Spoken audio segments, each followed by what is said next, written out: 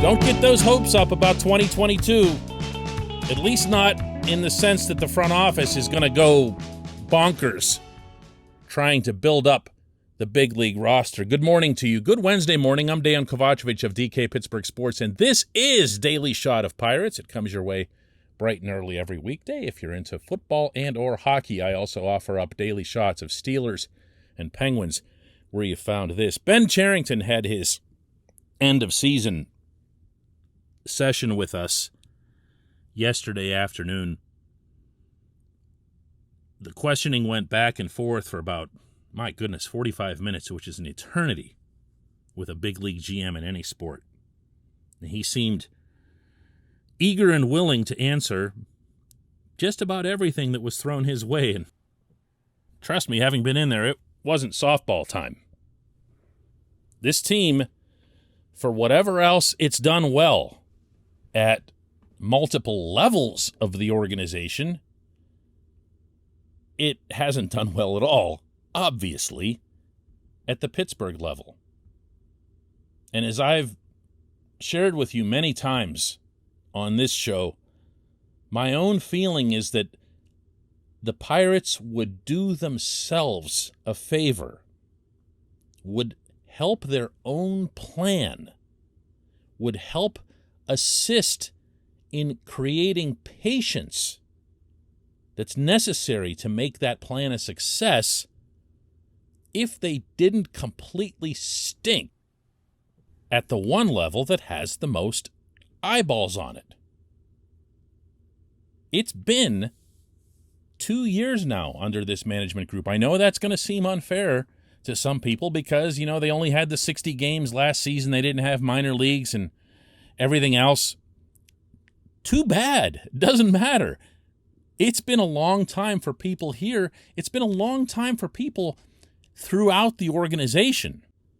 And there is an impact, a negative impact, that can cloud or even derail, as we've seen in other instances, what you hope to achieve. I asked Cherington about, his awareness of that or his appreciation for that. Sure. Well, yeah, first of all, it's almost easier for me to jump into their shoes than it is, think about this as a GM, because I've been a fan for a lot longer than I've had this job. So totally appreciate the passion and probably at times the frustration that comes with that, and grateful for our fans. I do hear from them directly. It's always passionate. Sometimes it's frustrating. Often it's with good ideas, and often it's with a ton of encouragement and support. So appreciate that. In terms of your question, yes, of course there'd be value in improving the 2022 team, and that will be our aim to do that. We just have to do it in a way that is consistent with what we believe gives us a chance to build a winning team here and a sustainable winning team here over time. So if there's ways we can improve the 2022 team that still give a young player a chance to grow, improve, become more than what they are now, then we should look at that. We should pursue that. If there's ways we can add to the team that we simply think are just represent an opportunity, that where we see some value in a trade or in free agency, and maybe we think there's some way we can acquire a player and that player will be better than maybe he has been, or we can do something developmentally, then absolutely we should be focused on that. We want to improve. We want to see steady growth, absolutely, from our team. We just have to be focused on specific player acquisitions that are consistent with what we believe gives us the best chance to not just get to a winning team, but sustain it over time.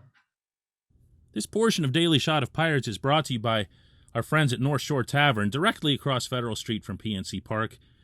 Everyone knows about Steak on a Stone there, and if you don't, make sure you take care of that sometime soon. It is an eating experience. But not everyone knows that they've got great cocktails, too, and 28 taps and Delusions adult slushies. There's a full menu of outstanding food. Outstanding food. Don't think of it when you hear the word tavern as just like a bar, or sports bar, or whatever. Outstanding food and service as well. Visit North Shore Tavern right across Federal Street from PNC Park.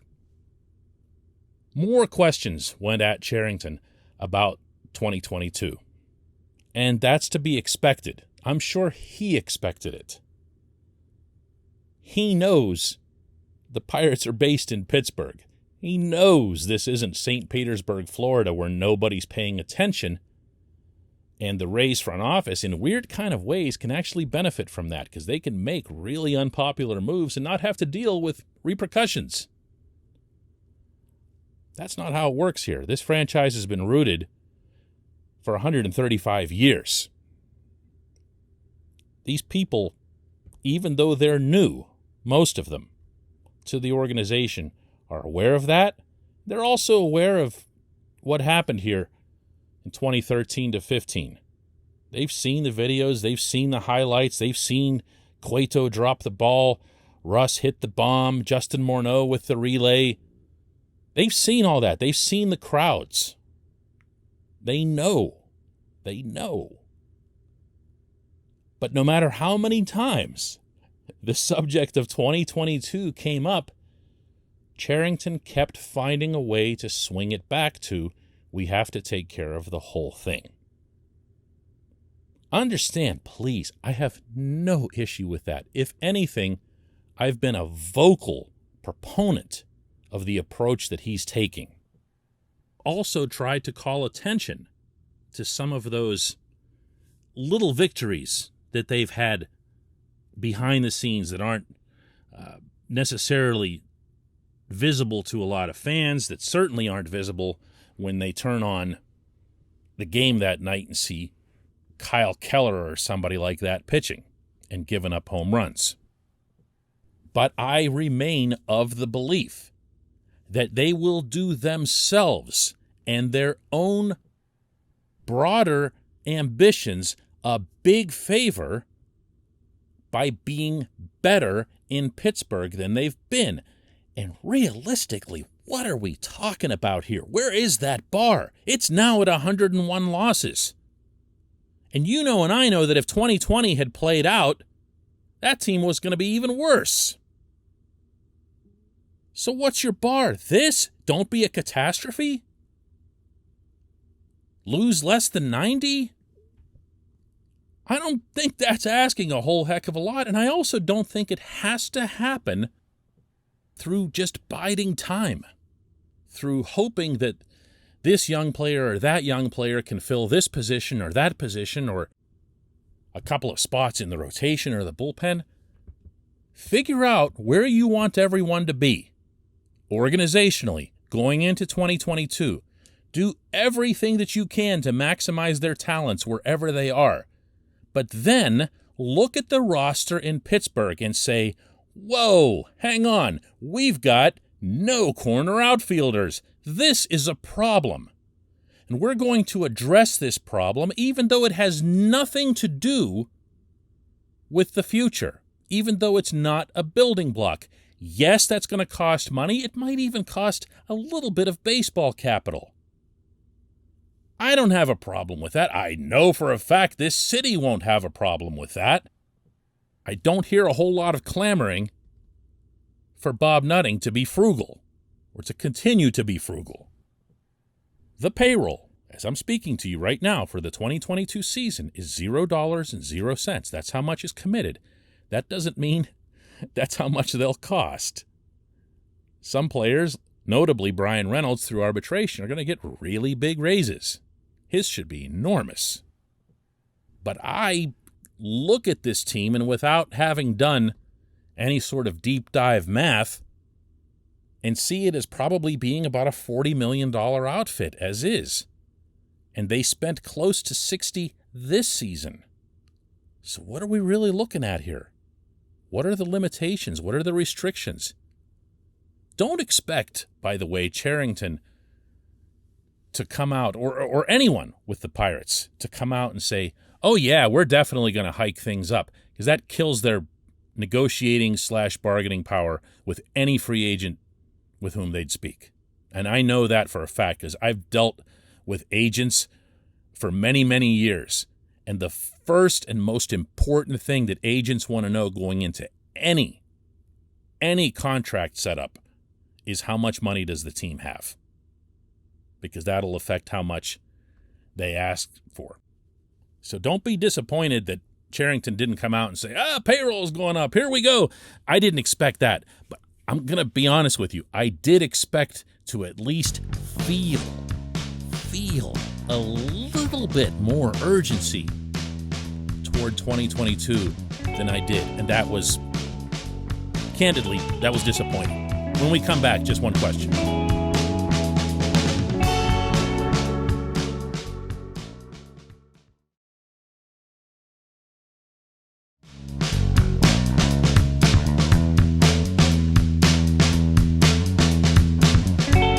It's time for just one question, and today's comes from Derek, who asks, who should be the opening day starter for the Pirates in 2022? Stephen Brault, Mitch Keller, JT Brubaker, Rowanzi Contreras, a free agent? Well, Derek, the first thing that pops to mind is that Chad Kuhl was your 2021 opening day starter. For real. I was there at Wrigley Field, watched it with my own eyes, still can't believe it. And he's going to be one of those guys that goes down in franchise history when you're trying to name obscure opening day starters like Eric Bedard and people like that, you know. Unfortunately, it's kind of a long list over the last 4 decades. But to attempt to answer your question, managers tend to look for that older or semi-older guy that they'd like to reward, that they know it would have a real impact on that individual. So I'd be looking definitely not in the direction of someone like Contreras, who, by the way, between Contreras and O'Neill Cruz, when they came up with Cherington, just as an aside yesterday, he really made it sound like they won't start in the majors next year. And that doesn't surprise me considering their Super 2 status and so forth. But out of the names that you mentioned, and really all the names that they have at hand, I would say Brault. I would. He's the most experienced of the group. He's just gone through a really tough time with injuries over the last couple of years. If he were to have a strong offseason, if he were able to get through spring training healthy and hale and, you know, all of his other Brault-like traits, meaning his enthusiasm and his popularity with his teammates, his energy, his enthusiasm. Heck, he could sing the first anthem of the season himself. I could see that taking place. You also mentioned a free agent. Well, if it's someone that comes in from the outside like Tyler Anderson did, and they come in and they make their own impact in Bradenton in spring training, which, by the way, Anderson really did. Anderson was terrific to have around. Everyone with the Pirates will attest to that. Then someone like that might be somebody, if you look at the course of their career and say, wow, that guy's been around forever and he never started on an opening day, you could see a manager go to a nod like that. But it's not going to be something where you say, wow, Derek Shelton's really turning the page toward the future here by putting Contreras out there. I don't think you're going to see something like that. I appreciate the question. I appreciate everybody listening to Daily Shot of Pirates. Let's do another one tomorrow.